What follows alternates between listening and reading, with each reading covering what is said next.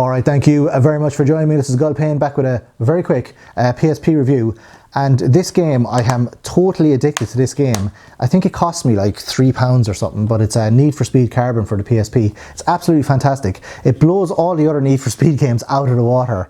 And just for one simple reason is that a few simple reasons actually. The setting is really good. It's like street racing, and it's not like tracks, it's just around the street. Now I know other Need for Speed games and other racing games do that as well, but this one does it really well. You really feel like it's a street race all the time.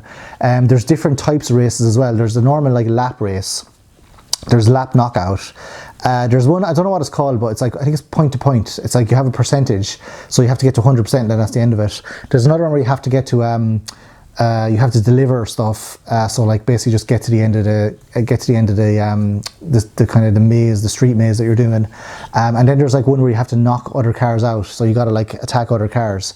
Another one you have to get away from a certain amount of cars as well, or you have to get a certain distance away from them. But then the game is split into like 14 sections of the city, and then each section has a different boss character, and then you have to win so many races or win so many events in the specific one of the specific 14 areas in order to progress to the boss character. So you only have to actually win like 5 out of like, I think there's roughly like 7 events in each one. So it's quite difficult to win all 7.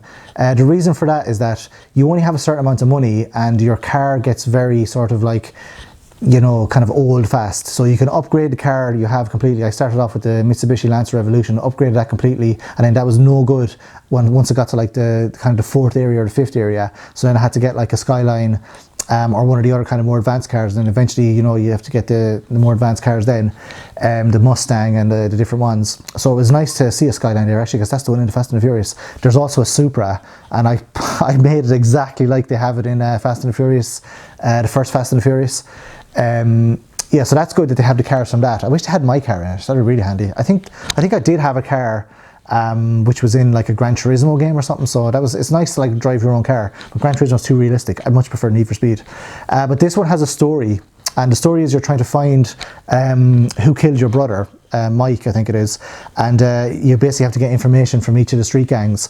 But the really cool thing about this is that when you do have like races, 2 of the people in only certain tracks you can do this in, but 2 of the people are with you, and then you can press not the trigger buttons, because that's like the handbrake, but you can press like, I think it's square and circle on two of the buttons anyway. But you can send those kind of friends, or the wingmen, you can send them after the other racers.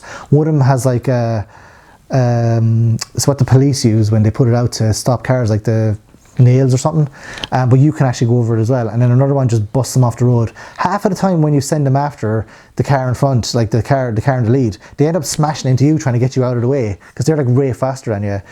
So that's interesting. And then they'll actually go behind you then, and it's really nice when you're in front and you have your 2 cars behind you, and you look behind you and it's just the 2 of them, and then they're after destroying the other cars. So I'm not sure I could have won some of the races without the wingmen either. So I don't know, really good mechanic in the game.